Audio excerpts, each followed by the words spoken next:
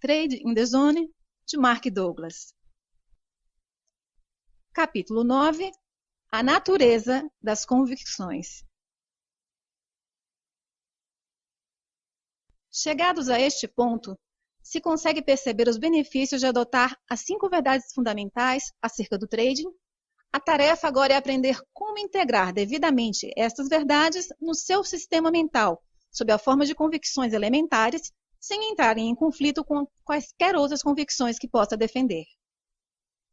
À primeira vista, pode parecer uma tarefa desencorajadora. Em outras circunstâncias, eu até concordaria consigo. Mas não, porque no capítulo 11 irei apresentar um exercício de trading simples, especificamente concebido para integrar devidamente estas 5 verdades sob a forma de convicções a um nível funcional. Um nível funcional é onde trabalhamos naturalmente com um estado mental despreocupado, tendo a noção exata do que precisa ser feito e com a capacidade de o fazer sem hesitação ou conflito interno. No entanto, alerta os que já tenham espreitado para o exercício.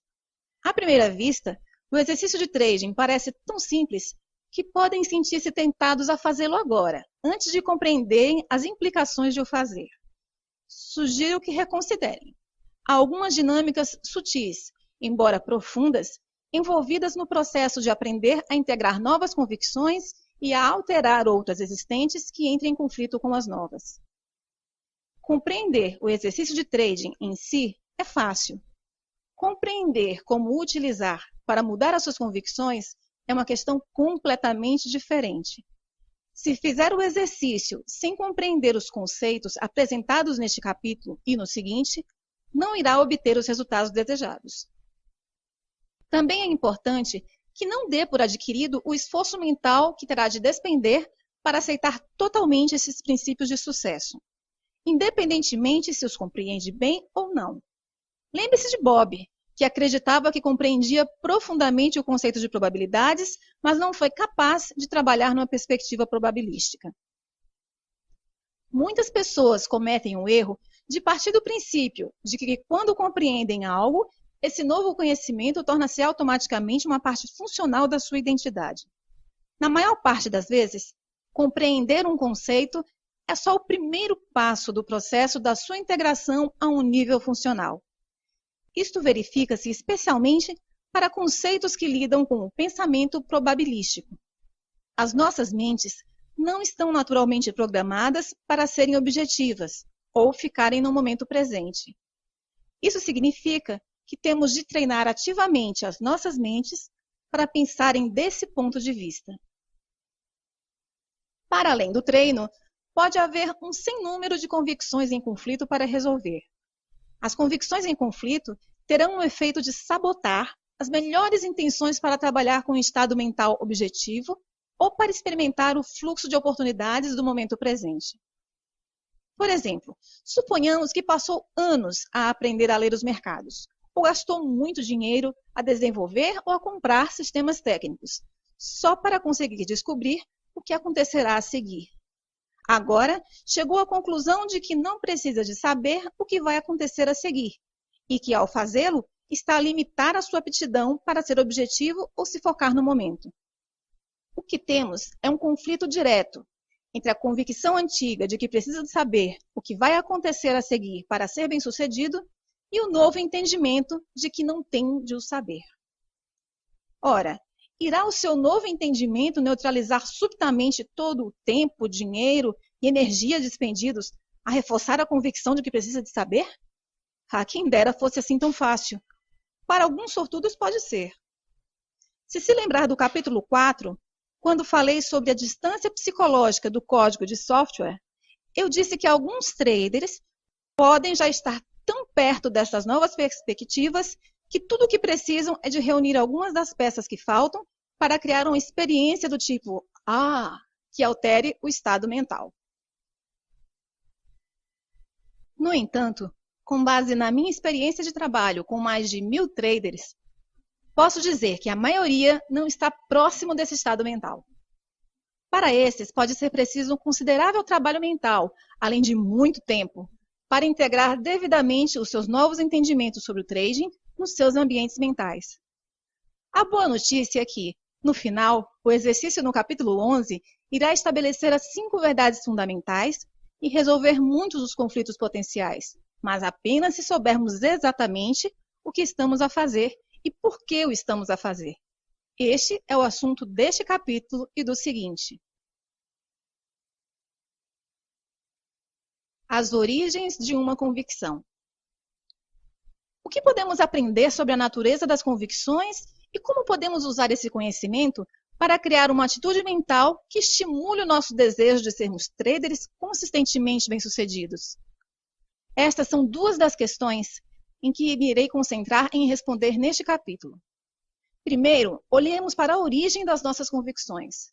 Como se recorda, as memórias, as características e as convicções existem sob a forma de energia, especificamente energia estruturada. Anteriormente, reuni essas 3 componentes mentais para ilustrar. 1. Que as memórias, as características e as convicções não existem como matéria física. 2. Que a relação causa-efeito que existe entre nós e o meio exterior concebe esses elementos. E 3. Como a relação causa-efeito se inverte de modo que possamos perceber no ambiente externo o que aprendemos. Para chegar à origem das nossas convicções, vamos ter de separar essas componentes para ilustrar a diferença entre uma memória e uma convicção. A melhor maneira de o fazer é imaginarmos-nos na mente de uma criança. Eu diria que no início da vida de uma criança, as memórias das suas experiências existem na sua forma mais pura. Com isto, quero dizer que as memórias do que ela viu, ouviu, cheirou, tocou ou provou existem na sua mente como informação sensitiva, pura, que não está organizada ou associada a quaisquer palavras ou conceitos específicos. Por conseguinte, vou definir uma memória pura como informação sensitiva armazenada na sua forma original. Uma convicção, por outro lado, é uma persuasão íntima acerca da natureza e da forma como o ambiente externo se manifesta. Um conceito que combina informação sensitiva pura com um sistema de símbolos a que chamamos língua. Por exemplo, a maioria das crianças tem uma memória pura de como é ser tratada com amor por um progenitor. Mas só quando a criança aprende a ligar ou associar certas palavras com a informação sensitiva pura armazenada na sua memória, é que irá formar um conceito sobre como é ser cuidada com amor. A expressão "a vida é bela" é um conceito. Em si mesmas, as palavras constituem um conjunto de símbolos abstratos, sem significado. Mas se uma criança aprender ou decidir ligar essas palavras aos seus sentimentos com carga positiva quanto à forma como é cuidada, então as letras já não são um conjunto de símbolos abstratos e as palavras já não são uma expressão abstrata. A vida é bela torna-se uma distinção definitiva sobre a natureza da existência ou o modo como o mundo funciona. Similarmente, se a criança não recebesse os cuidados adequados às suas necessidades, pode com igual facilidade ligar as suas sensações de dor emocional a um conceito como a vida não é justa ou o mundo é um lugar terrível. Em qualquer caso, quando a energia positiva ou negativa das nossas memórias ou experiências se liga a um conjunto de palavras a que chamamos conceito, este adquire energia e, em resultado disso, é transformado numa convicção acerca da natureza da realidade. Se considerarmos que os conceitos são estruturados pelo sistema de uma língua e adquirem energia pelas nossas próprias experiências, torna-se claro por que me refiro às convicções como energia estruturada. Quando uma convicção surge, o que faz? Qual é a sua função? Em certos aspectos, parece ridículo colocar essas questões. Afinal, todos temos convicções. Estamos constantemente a expressar as nossas convicções tanto pela linguagem como através das nossas ações. Além disso, estamos constantemente a interagir com as convicções de outras pessoas quando elas as exprimem. No entanto, se perguntar exatamente o que faz uma convicção, provavelmente a sua mente ficará confusa. Por outro lado, se perguntar quais as funções dos seus olhos, ouvidos, nariz ou dentes, não teria problema em responder.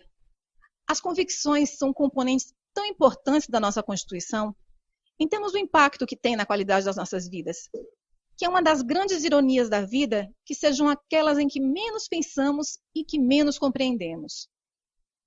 O que quero dizer com aquelas em que menos pensamos é que se tivermos um problema com uma das partes do nosso corpo, naturalmente centramos nela a nossa atenção e pensamos sobre o que precisamos de fazer para resolver o problema.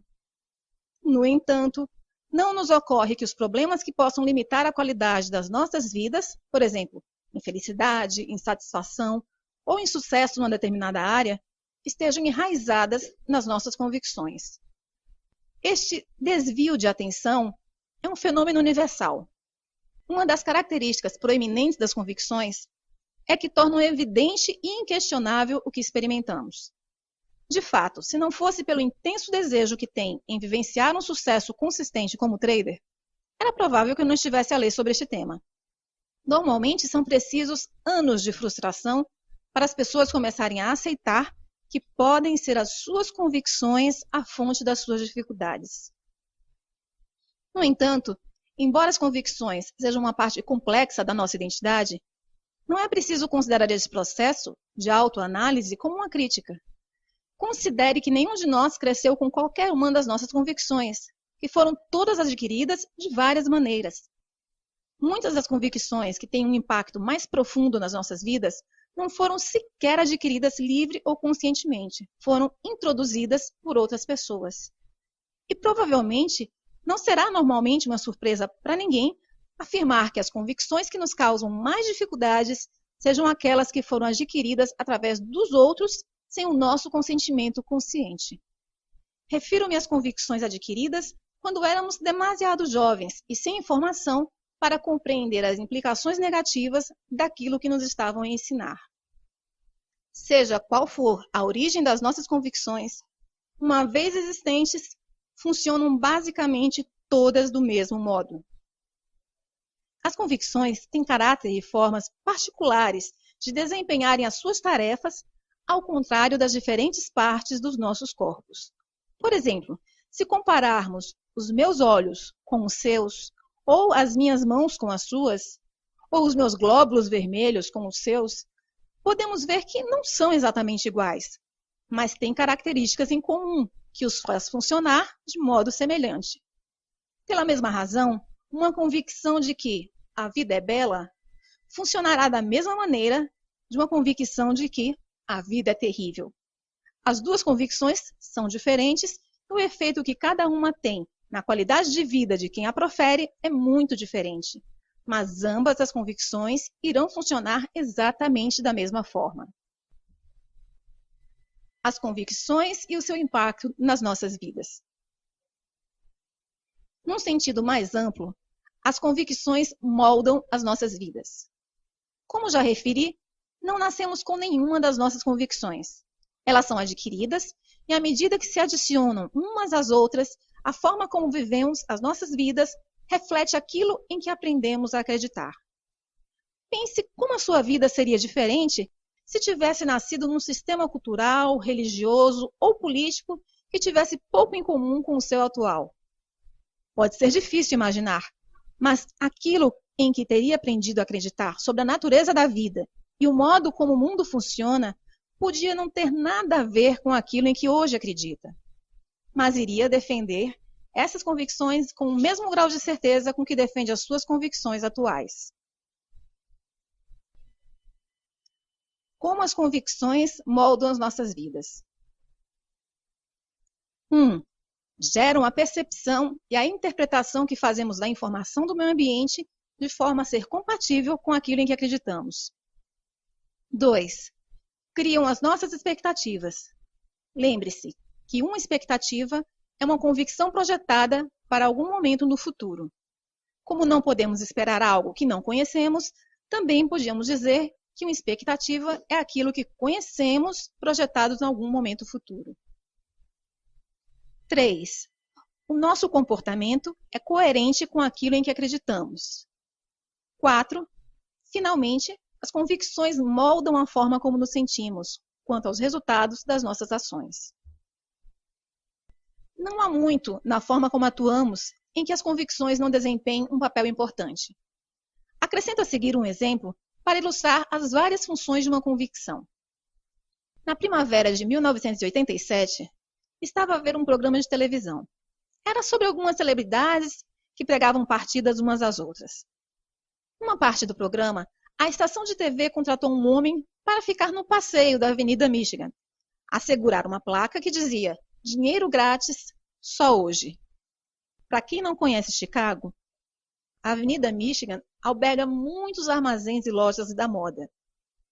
A estação de TV deu ao homem uma quantia considerável em numerário, com instruções para dar o dinheiro a quem o pedisse. Ora, se considerarmos que a Avenida Michigan é uma das zonas mais movimentadas da cidade, e se partirmos do princípio de que a maioria das pessoas que passaram pelo homem na rua conseguia ler a placa, quantas pessoas pensa que aceitaram a oferta e pediram dinheiro? De todas as pessoas que passaram a ler uma placa, só uma parou e disse: "Fantástico! Pode dar-me 25 centavos para comprar um bilhete de ônibus?" Fora isso, ninguém sequer se aproximou do homem. O homem acabou por ficar frustrado, porque as pessoas não estavam a reagir como ele esperava.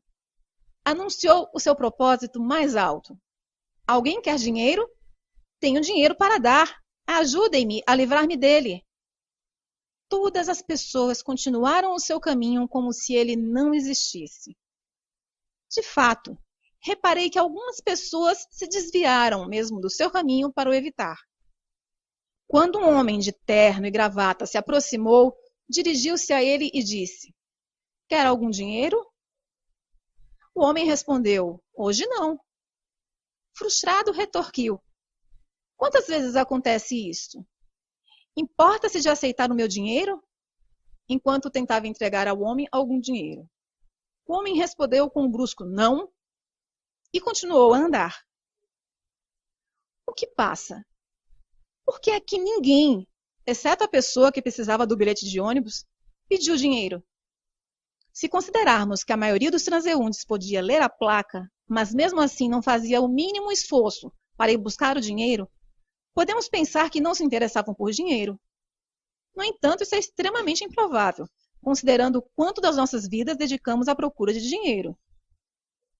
Se estamos de acordo que as pessoas conseguiam ler a placa e que o dinheiro é importante para elas, então o que as teria impedido de pedirem uma parte para si? O ambiente estava a disponibilizar uma experiência que a maioria das pessoas teria adorado: alguém a dar dinheiro sem quaisquer condições associadas. Mas o fato é que ninguém prestava atenção. Podem não ter percebido o que estava disponível. Isso é difícil, porque a placa dizia claramente "dinheiro grátis, só hoje". No entanto, não é difícil perceber se considerarmos que a maioria das pessoas tem a convicção arraigada, um conceito muito forte sobre a forma como o mundo funciona, de que dinheiro grátis não existe. Se o dinheiro grátis realmente não existe, então como é que solucionamos a contradição óbvia entre essa convicção e a placa dizer que existe? É fácil. Simplesmente decidimos que o homem com a placa é maluco. Que mais poderia justificar um comportamento tão estranho se de fato o dinheiro grátis não existe? O processo de raciocínio que explicaria a contradição podia ser algo semelhante a isso. Toda a gente sabe que é raro obtermos dinheiro sem condições associadas, e muito menos de um estranho numa das ruas mais movimentadas da cidade. De fato, se o homem estivesse realmente a distribuir dinheiro, já estaria cercado pela multidão. Podia até colocar a sua vida em perigo. Deve ser maluco. É melhor afastar-me dele. Quem sabe o que poderá fazer? Repare que cada componente do processo de pensamento descrito é coerente com a convicção de que o dinheiro grátis não existe. 1. As palavras dinheiro grátis não foram percebidas nem interpretadas tal como se pretendia. 2. Decidir que a pessoa com a placa tinha de ser maluca criou uma expectativa de perigo, ou pelo menos uma percepção de que se justificava ter cuidado. 3. Mudar intencionalmente o caminho para evitar contato com a pessoa com a placa é uma ação que é coerente com a expectativa de perigo. 4. Como é que cada pessoa se sentiu com o desfecho? É difícil dizer sem conhecer cada pessoa individualmente, Mas uma boa hipótese seria que se sentiram aliviados por terem conseguido evitar um encontro com uma pessoa maluca. A sensação de alívio que resultou de evitar um encontro com um estranho é um estado mental. Lembre-se que o modo como nos sentimos, o grau relativo de energia com carga positiva ou negativa que flui através dos nossos corpos e mentes, é para nós a verdade absoluta. No entanto, as convicções que despertam em qualquer estado mental particular podem não ser a verdade relativamente às possibilidades disponíveis no ambiente. A sensação de alívio não é o único resultado nessa situação. Imagine como teria sido diferente a experiência se os transeuntes tivessem acreditado que existe dinheiro grátis. O processo descrito acima seria o mesmo, só que iria fazer com que a convicção de que existe dinheiro grátis parecesse evidente e inquestionável, tal como a convicção de que não existe dinheiro grátis parecesse evidente e inquestionável. Um bom exemplo seria o da pessoa que disse: "Fantástico, pode dar 25 centavos para comprar um bilhete de ônibus?" Quando vi isto, tive a impressão de que esta pessoa seria provavelmente um pedinte e que poderia ter pedido a outra qualquer pessoa 25 centavos. Um pedinte é alguém que acredita absolutamente na existência de dinheiro grátis. Por conseguinte, a sua concepção e interpretação da placa foram exatamente o pretendido pela estação de TV. A sua expectativa e comportamento foram coerentes com a sua convicção. E como se sentiria ele quanto aos resultados? Obteve os seus 25 centavos, pelo que eu diria que ele ficou satisfeito. É claro que ele não sabia que poderia ter obtido muito mais. Há outro desfecho possível para o nosso cenário. Consideremos a hipótese de que alguém que acredita que o dinheiro grátis não existe, mas que mesmo assim assume essa possibilidade. Por outras palavras, algumas pessoas podem ficar tão intrigadas e curiosas que decidem suspender temporariamente a sua convicção de que o dinheiro grátis não existe. Esta suspensão temporária permite-lhes agir fora dos limites criados por uma convicção, para ver o que acontece. Assim, em vez de ignorarem o homem com a placa, que seria a primeira reação, a pessoa do nosso exemplo dirige-se a ele e diz: "Dê-me 10 dólares. O homem tira rapidamente uma nota de 10 dólares do bolso e dá-lhe. O que acontece agora? Como se sente essa pessoa ao experimentar algo inesperado que contradiz completamente a sua convicção? Para a maioria das pessoas, a convicção de que o dinheiro grátis não existe é adquirida através de circunstâncias desagradáveis, para o dizer de forma moderada. A forma mais comum é dizerem-nos que não podemos ter alguma coisa porque é demasiado cara. Quantas vezes uma criança não ouve: "Mas o que você pensa? Dinheiro não nasce em árvore?" Ou seja, é uma convicção com carga negativa. Assim, a experiência de entregar dinheiro sem condições associadas e sem quaisquer comentários negativos iria provavelmente criar um estado mental de puro júbilo. De fato, a maioria das pessoas ficaria tão feliz que se iriam sentir compelidas a compartilhar essa felicidade e a nova descoberta com todas as pessoas que conhecessem. Posso imaginá-lo a regressar ao emprego ou à casa e no momento em que se encontra alguém, as primeiras palavras que saem da sua boca são: "Não vai acreditar no que me aconteceu." E embora queira desesperadamente que essas pessoas acreditem na sua história, provavelmente não vão acreditar. Por quê? Porque a sua convicção de que o dinheiro grátis não existe irá fazer com que interpretem a sua história de um modo a negar a sua veracidade. Para levar este exemplo um pouco mais longe, imaginemos o que aconteceria ao estado de espírito da pessoa do nosso exemplo se lembrasse que poderia ter pedido mais dinheiro. Está num estado de júbilo.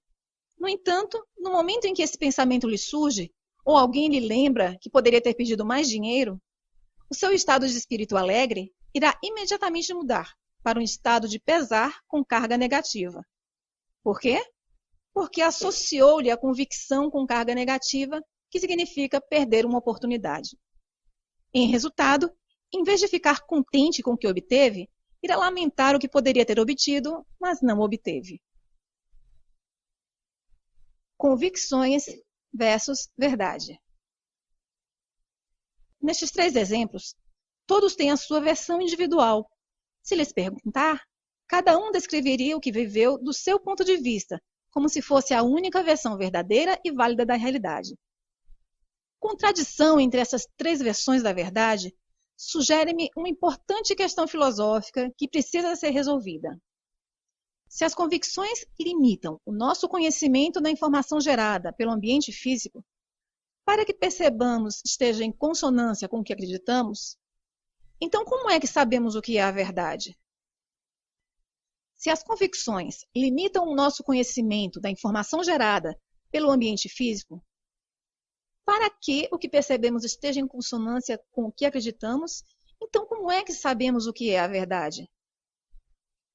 Para responder a esta questão, temos de considerar 4 ideias. 1. O ambiente manifesta-se numa combinação infinita de formas.